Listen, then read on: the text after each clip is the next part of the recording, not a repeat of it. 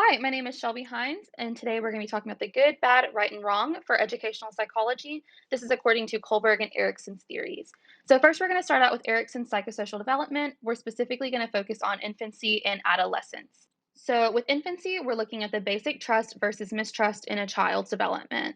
So, we have the classic example of a baby crying and asking, will somebody come and help me? Will they relieve this? If they answer yes, that creates a sense of trust. If they answer no, it creates a sense of mistrust. So as you can see here, I'm having my first experience ever with Santa Claus, and by the look on my face, I don't think that I'm quite enjoying it. Do you believe that this interaction produced a sense of trust or mistrust in Santa? You guessed it, it was mistrust. So, people often believe the misconception in Erikson's stages of psychosocial development that in order to progress onto the next stage, you must first complete the one that you're currently at.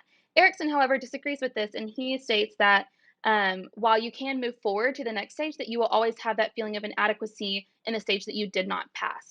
And so, if you do not meet that core value, then you're constantly going to have issues with it, and you're going to struggle with that up into the following stages. Thankfully, as we were able to see here, I was able to get over that mistrust of Santa, and now I am here happy with him, and thankfully not seeing him and crying as an adult. So, moving on to Kohlberg's stages of moral development, stages 1 through 6.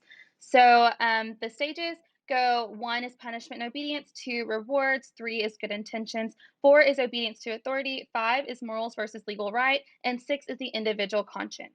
So, an example of stage 1 of Kohlberg's stages is Franklin here playing with the toilet paper. He was just caught.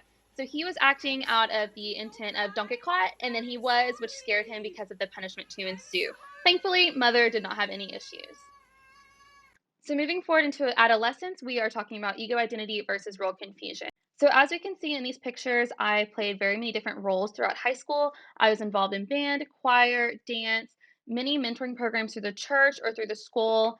I also was involved in leading different NHS groups, FCS, and I received some awards for good academic standing. I enjoyed the outdoors, and I moved to college and had lots of experience of change in my life during this time, which really formed my identity and my ego. My time during fine arts really shaped my understanding of right and wrong, as well as my moral development. Throughout these different organizations, I went through every single stage on Kohlberg's list of development. Stage 1 being learning to be on time to avoid punishment and to avoid having to run laps in the morning. Stage 2 was practicing in order to get awards or to move up in my position in chair or to make the dance number for that evening. Stage 3 was practicing because it was the good thing to do and it made me a good player. Stage 4 was obeying the directors and obeying that authority, as well as when I became that authority figure my senior year, understanding where the students were underneath me, with having to look up to my authority, which was really interesting to see. Number 5 was finding the balance between all of the fine arts. And so I had to learn at this point, maybe I can spend this amount of time practicing choir, but that means that I won't be able to practice band or having to miss a practice in order to make another one. And so that was really difficult, but it was really good to learn how to balance everything. And then stage 6 was putting in the time and effort so that everyone could succeed and that my group as a whole could do well. And so it really put the emphasis on there's no I in team. And that was crucial for me in learning what it means to work with other people. And that has really played a big part in my collegiate development and just who I am as an adult now. I am very thankful for my time with fine arts because it has made me who I am today.